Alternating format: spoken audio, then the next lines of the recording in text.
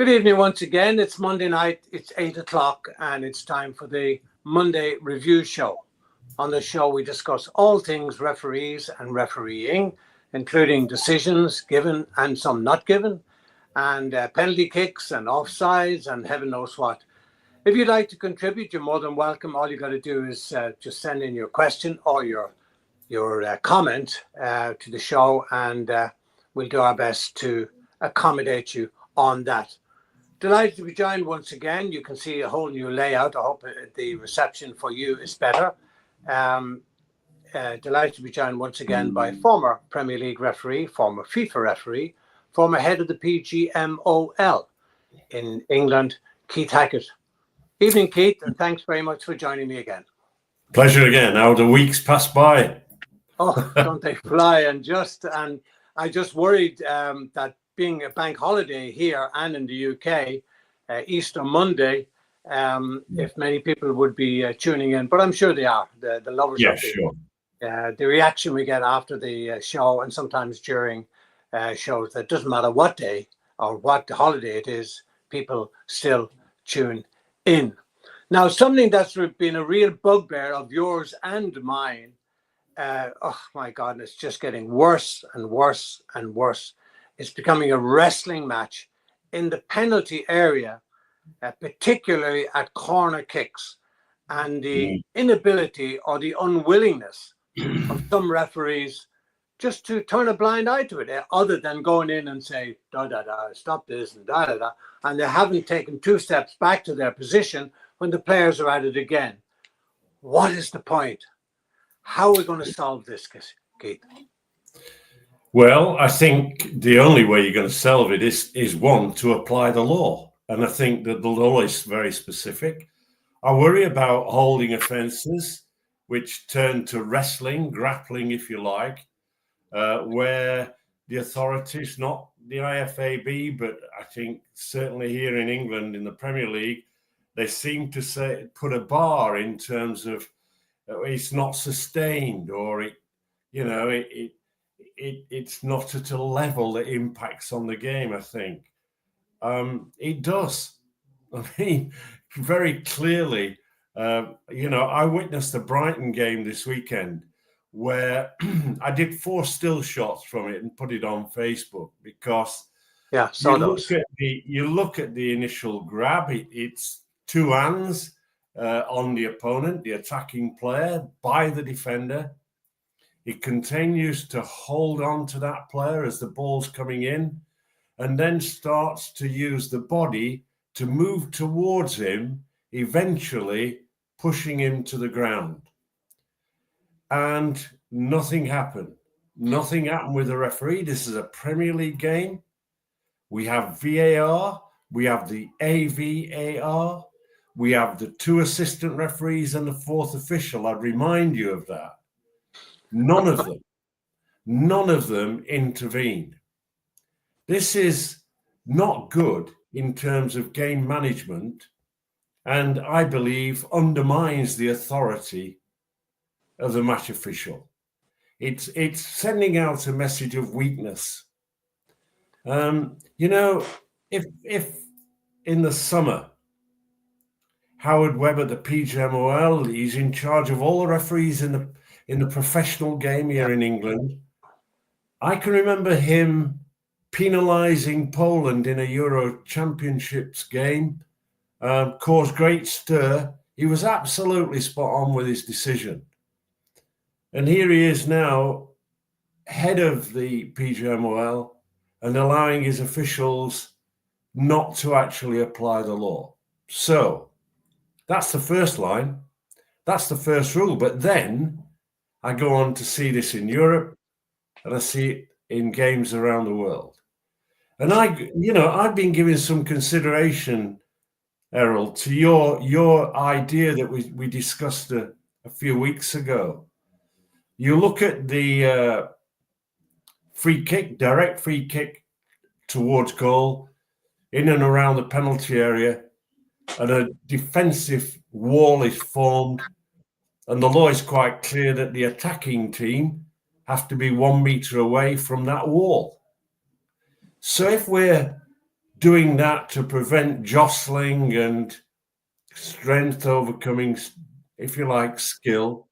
I think that needs to be transferred or something similar to that at corner kicks or free kicks coming in to go into the penalty area. Let us, if we're not prepared to manage effectively the laws of the game as they stand, just like the 6-second law, that's now going to 8, then change the law and accommodate it. Now, we don't know how the success is going to be with the 8 seconds, but the one thing, the one thing we need to do is do something about this nonsense that's taking place in the penalty area. See, Keith, look, we're all the same. I guess we're all the same. Human beings, it's human nature. If we get away with something, we're going to keep doing it.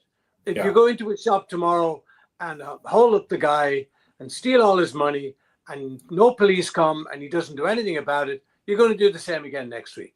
I'm being facetious now, but so long as nobody does anything about it, it's going to happen again and again and again. And that's exactly what's happening with this corner kicks.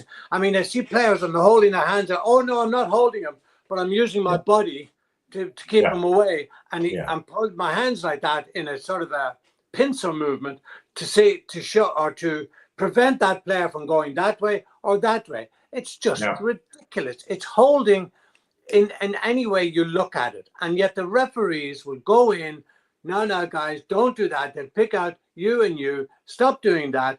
And they've no sooner taken 2 steps backwards and they're at it again. So what is the point? And likewise with the 6 seconds, and then it was 8 seconds, and now it's 8 seconds plus a corner kick.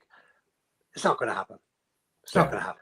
Because the referees don't have the guts, Keith. They don't have the guts. They don't have the backbone to do it. I'm talking about Premier League referees. I would say it'll happen at international level or in other countries in their national leagues. I can't see the English referees doing it, depending on who's playing. Well, I mean, I think you make a good point. I was chatting to a former referee yesterday. We were having an exchange of views. I think you've heard me for more than 5-6 years now expressing my concerns about the standard of officiating here in England. And nothing seems to happen. I generally believe that when Howard Webb took over the role, we would see an impact, an immediate response. We've actually seen nothing. And therefore, I'm not just putting the onus and blaming him. I think it's people that are working for him as well that seem to be happy with life. I watched a performance yesterday and today. I watched the performance of David Webb in the Burnley versus Sheffield United game. I thought he had an excellent game. He managed the players. He applied the law. Yesterday, I watched a referee in a game on the Northern Counties East Premier Division playoff. So it was a big game. It was at Halland, the oldest football ground in the world, at Sandygate Lane. 1,535 spectators for a grassroots game. And he handled the game extremely well. There was only one contentious decision. In fairness, I thought one of the players was very fortunate not to be given a red card for the denial of an obvious goal-scoring opportunity. It fulfilled the criteria, but it's easy from the seat in the stand to make that judgment. Sure. When the referee's got to have an ideal view to make that particular call. And I think he erred on the side of safety. He controlled the game really well. I do think this is down to the leadership and direction of Howard Webb. He sets the tone. We look at the laws of the game and people say, well, the laws of the game allow this it has to be sustained and anything. There is absolutely nothing in the laws of the game that say that. There's nothing in the guidelines to referees on holding offences that it has to be sustained. Now, I know the difficulty facing referees of players going to ground and making it difficult for them. Well, they're not helping that case either, because acts of simulation are going unpunished. So I'm really, really concerned that as we're coming to the end of the season, the standard of officiating in this season has seen a further decline. And I'm getting really concerned about that.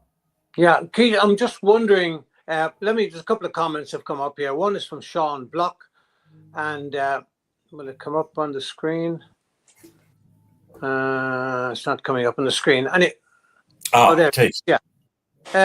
He says that, well, he's absolutely correct. The behaviour trickles down into the kids' matches as they emulate their favourite players. 100% correct, 100%. John. 100% correct. Yeah, for sure. But and I've got another one here from my very, very good friend Don Harris, who helped me get this whole new layout. Thanks, Don. It's working quite well. Don says, where is it now? Come on up. Yeah. Hello, gents. Enjoying the discussion. Is there a difference between a referee's latitude in applying laws, I'm sure he means, between Premiership and European games? I often wonder that as well, Don, and I'm talking particularly about Premier League referees, that when they go abroad to do games, they seem to have a totally different performance than when they're doing it in the Premier League, which leads me now, what you mentioned earlier, Keith, about Howard Webb. Is he getting pressure from above not to be too strict or too harsh? Well, and these are guys, by the way, I call them soccer politicians. Yeah. I think the important thing is he has to do what I did, and that is resist any pressure from the competitions. Now, that's difficult because, he is managed by a board of directors that's made up of the Premier League, the Football League, and the FA. So that's exactly the point I'm talking about, Keith. Yeah. I mean, I'm calling these soccer politicians. Okay, yes. I know it's football, but the Americans love the word soccer. Yes. Are they these football politicians who don't want pressure, or rather who don't want, for example, the likes of Virgil van Dijk or Jared Bowen, or pick any player you like, sent off in the first half, even though he might deserve it? Is that pressure there? No, if it is, it's changed dramatically. The answer was no. You would perhaps, as the boss, you would say, look, these are the areas of concern, and these are the, if you like, messages I'm going to send to referees in terms of an aspect of performance that we need to, we take dissent, for example. At one stage, it was growing, it was undermining referees. And I said, we're going to stop that. And we're going to take, action. Now, at that time, the initial bit, we had some license from the FA. If you remember, we were able to, we said, right, we want an experiment. Where a player shows dissent, we're going to advance the ball 10 yards. And we did that very successfully. And why has that fallen away? Well, because FIFA came in and, if you like, restricted that to some degree by saying the only way we will accept that is if you caution the player first for dissent. Well, it lost its momentum then. It lost its, if you like, step approach in terms of managing the event. It was over. So no one advanced it. They just issued a yellow card, but then it drifted back. But then, sorry, Keith, isn't that worse than issuing a yellow card?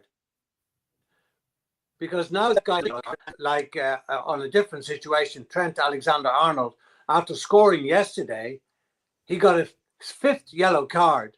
That means he misses the next match.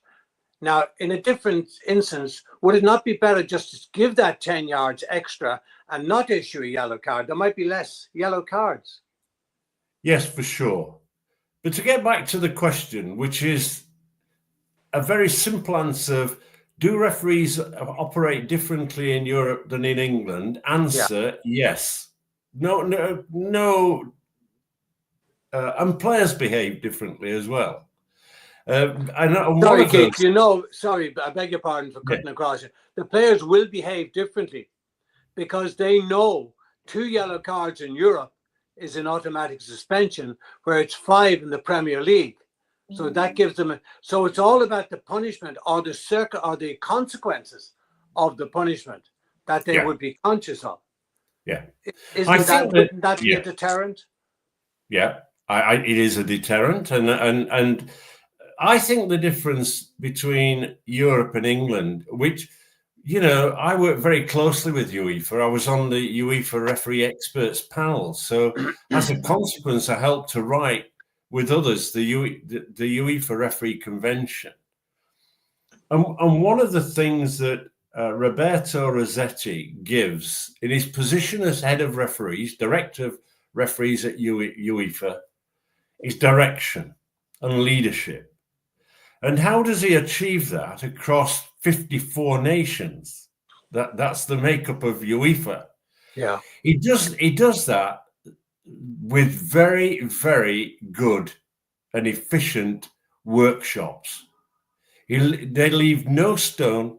There's a guy, Vlado Sim, who's been with UEFA for a long time, and he generally leads on the interpretation of law and how law is going to be produced. And of course, the other thing is accountability.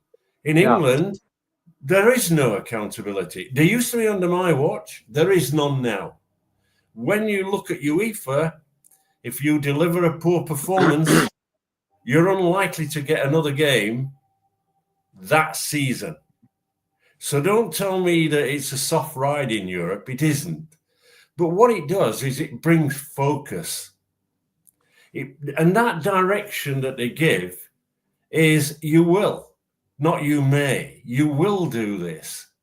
And I think that this is how you can get a uniform interpretation. They will produce excellent DVDs, or they do it online now, but they used to be DVDs. It gave the scenarios, it gave the answers, and it was almost saying, this is how we see the law with regard to foul challenges or handball. Now, I've done that in the past. I produced DVDs, and those went out to various referees at all levels of the game years ago.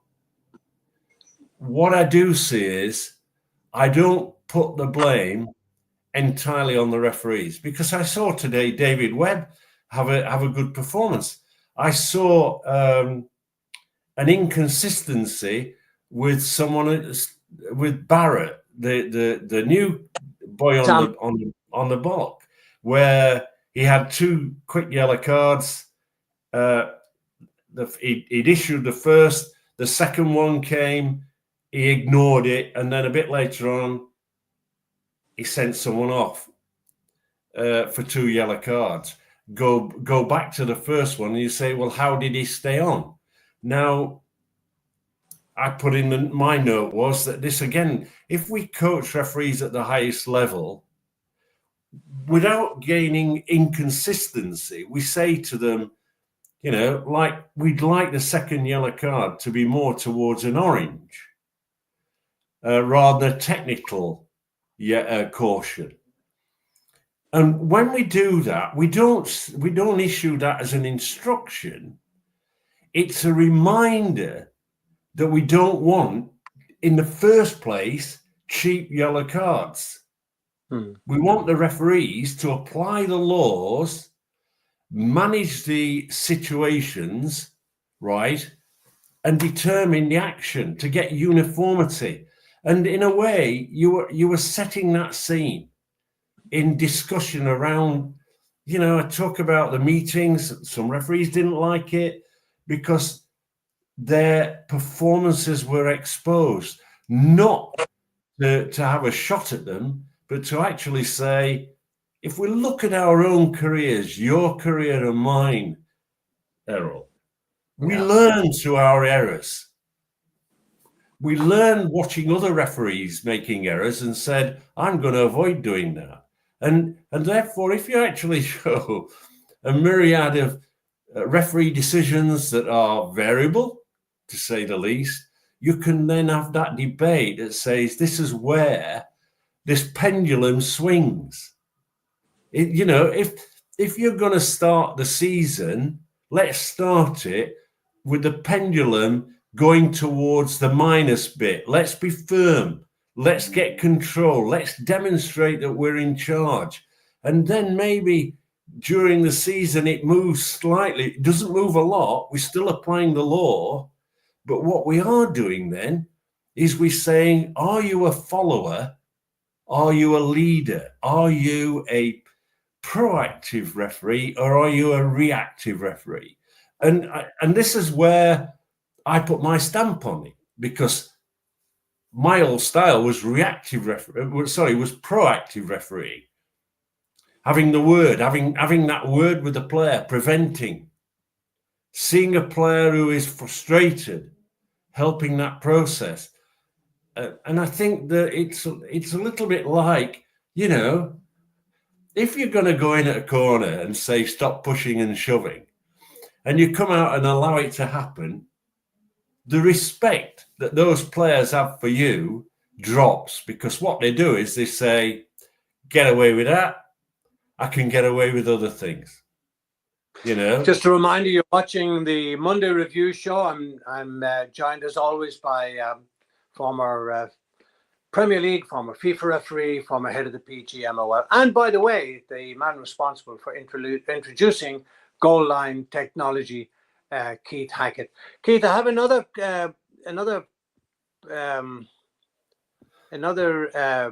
question here from Don Harris, again, my very good friend. When the great Brian Moore was the commentator on a match, in the days when players like Billy Bremner and Norman Bite Your Legs Hunter were playing, even Nobby Stiles, Brian had no difficulty in strongly criticizing players and referees alike. That doesn't seem to happen now. Spot on. He's absolutely spot on.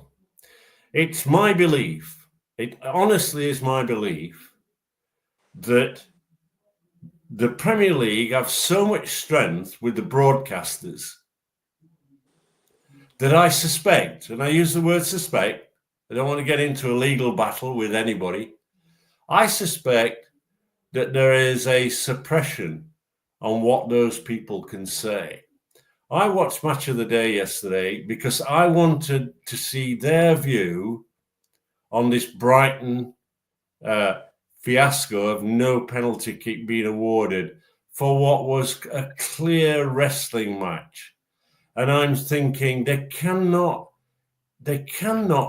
not talk about that on the basis that we have a referee and we have a VAR, and you don't have to be clever to see it. You don't need the camera to replay it to see what has happened, but it's there in front of you. And therefore, this should have been brought out. I think in a way, to contradict what I've just said, there was yesterday an horrendous challenge on Saka of Arsenal. It was from the rear, it was with studs showing, and it raked on the Achilles, that player having to go off. This, and the referee rightly produced the red card. So, the commentators in that situation were very clear that this was a red card offence.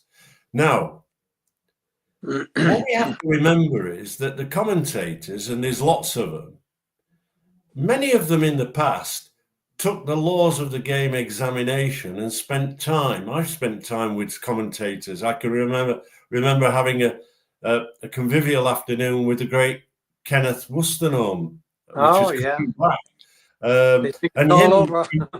and him interrogating me about how I would deal with certain scenarios. And he was, it was interesting. So I do think that as a public service, where we all pay to watch these games, we want our commentators to actually say it as they see it, rather than be over friendly with the players. It's interesting, isn't it? They're prepared to criticize a referee, less prepared to criticize players. But yeah, yesterday, Saka, that challenge brought criticism from every commentator. But I think what was interesting was this. One of the commentators yesterday on the games, and one commentator I would single out, he's actually a former player. He's an analyst, and that is Chris Sutton. Because Chris Sutton does not hesitate in giving his personal view, right, which often I'm nodding in agreement. And so he has got his own sort of, not agenda, he's got his own ability to be able to express his views, and he does those openly. Kate, finally, what's really getting up my nose big time is the fourth officials on the touchline now becoming whipping boys of the managers or the coaches or even the technical staff, and sometimes even the players. That's surely got to stop. I mean, why should they have to take that kind of barracking and abuse from players, managers, and coaches? Why doesn't the referees deal with that? I know what I would do. I know what I would do. Well, my first view is this. What do they do? I know what they do. I know what the role of a fourth official is. Do they do it? Answer, no. They're a spectator. And they are clearly someone who is taking abuse. One of the difficulties, Errol, that they face is this. They've got a manager that is well known in their ear, and maybe next week or the week after, they're going to referee his team. And they're thinking, whoa, if I upset him now, what's it going to be like when I'm in the middle refereeing?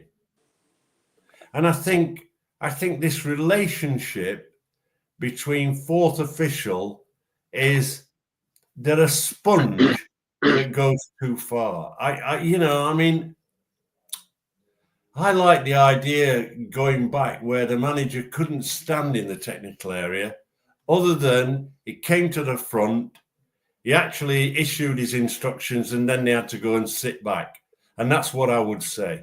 And the first one to break that, Keith, the first one to break that was actually Kenny Dalglish, because they were to give their instructions, go back and sit down, but Dalglish wouldn't. He said he couldn't sit down, so he's standing leaning against the side of the technical area covering. And then it graduated, and now like Mourinho, when he was at Chelsea, ran halfway down the touchline, almost to the corner flag, and the fourth official did nothing about it. Yeah, I mean, look, I think that we don't want a fine at 30 miles an hour if you're a copper. 31, 32 demands some action, and I think that there is a whole scenario, isn't there, of a weakness running through in order to say, well, I don't want to do this because I'm going to upset somebody, and that might result in my career. I can remember, I've spoken to many managers, and what is interesting is they like a strong manager. I found myself going a strong referee. When I was going to Italy, I was getting really, really welcomed warmly by managers. And on one occasion, in a pre-game scenario, I asked one of them, why is it that English referees seem to, historically have a good reception when they officiate Italian Italian teams. And the guy said, honesty, courage, fairness, and their skill of applying the laws accurately. And I always remember that. And that's probably why I get disappointed. And I'm, accused at times of being an old fart, really. I've got a chip on my shoulder. I haven't got a chip on my shoulder. I've mentioned 2 referees today, that yesterday and today, that I've witnessed live, and they perform really well. I've also mentioned that there might have been an error, but he got away with it. I just feel that there are referees that can do a lot better. And, I think that, the foundation of their performances is built on many years. I think what you've got to have is your own standards as an individual referee. And, it's interesting, isn't it? Because when we think about the referees, we think about those referees that were strict, that did apply the laws and gain respect. Yeah. Jack Taylor did it one way years ago. Leo Callaghan, the Frenchman, the Welshman, did it another way. Nigel Owens, the rugby man, probably one of the best officials in world sport. He did it with strength, courage, and I'm in charge, young man. Don't talk to me. And one of his famous lines is, I remind you, this is not football. This is rugby. And I always remember those words because they ring in my ear, because behind his statement was an absolutely top class official. Yeah. Keith, thanks very much again. We've run over time. Really appreciate you joining me again. We'll do it all again next day. And thanks to those of you who sent in questions. Thanks to Don Harris, my very good friend. This is the new setup, Don, which you helped me get organized, and it seems to be working fine. Sorry about the gremlins creeping in here and there, but that's the nature of the internet. Until next week, same time, same place. Goodbye and God bless. Thank you. Bye.